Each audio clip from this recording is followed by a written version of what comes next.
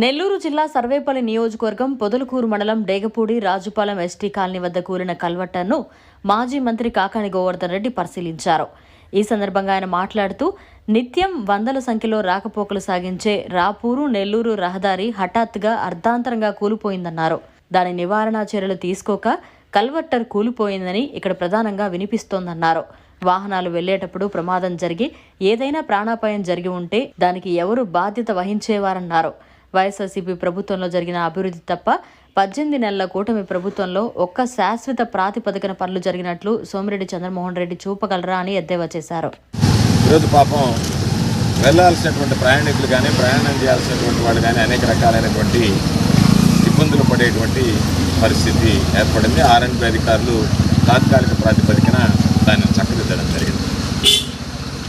అయితే నిద్రలేస్తే చంద్రబాబు చెప్తుంటాడు ఇది మంచి ప్రభుత్వం, ఇది మంచి ప్రభుత్వం. చూస్తే ఇది మంచి ప్రభుత్వమా ప్రజలు ముంచే ప్రభుత్వమా అర్థం కావడం లేదు. ఎందుకు ఈ మాట చెప్తున్నామంటే ఇది అప్పటికప్పుడు చాలామంది సోషల్ మీడియాలో కానీ కొంతమంది విలేకరులు కానీ హఠాత్తుగా జరిగిందని మాట్లాడుతున్నారు తప్ప దాని నివారణ చర్యలు తీసుకోలేదు కాబట్టి జరిగింది అనేటువంటిది ఇక్కడ ప్రధానంగా వినిపిస్తున్నటువంటి. ఎందుకంటే దీనికి సంబంధించి కల్వర్టు దెబ్బతినింది, కుంగిపోయినటువంటి కల్వర్టుల గురించి పత్రికల్లో వార్తలు వచ్చాయి.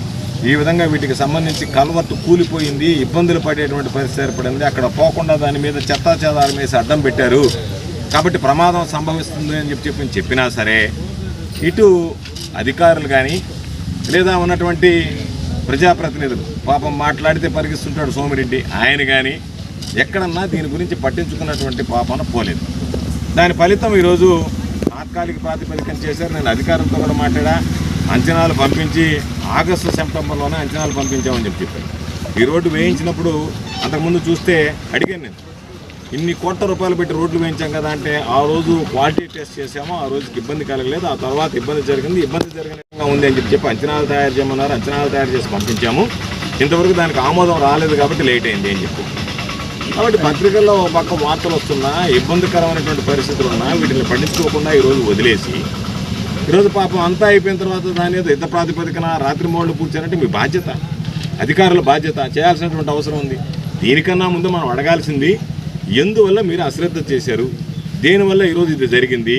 ఒకవేళ ఎవరికి ఏమీ ప్రాణాపాయం జరగలేదు సంతోషం, ఒకవేళ ఏదన్నా ఈ వెళ్ళేటప్పుడే కనుక కూలి ఉంటే ఇది ప్రాణాపాయం జరిగి ఉంటే దానికి ఎవరు బాధ్యత వహించాలనేటువంటిది ప్రధానంగా ఈరోజు చూస్తే ఒక అతి ప్రధానమైనటువంటిది. ఈరోజు అక్కడి నుంచి ఏదైతే ఎక్సెస్ వాటర్ డేగపూడి చెరువు నుంచి వస్తాయో అవన్నీ కండలేరు వాక్కుపోయేటువంటిది కాబట్టి అదేదో మామూలుగా కట్టినటువంటిది కాదు, ప్రధానమైనటువంటిది ముఖ్యమైనది కాబట్టి దాన్ని ఆ రోజు పైపులతో కాకుండా స్లాబ్ కల్వర్ట్ కట్టారు, దాని నిర్మాణం పూర్తి చేశారు.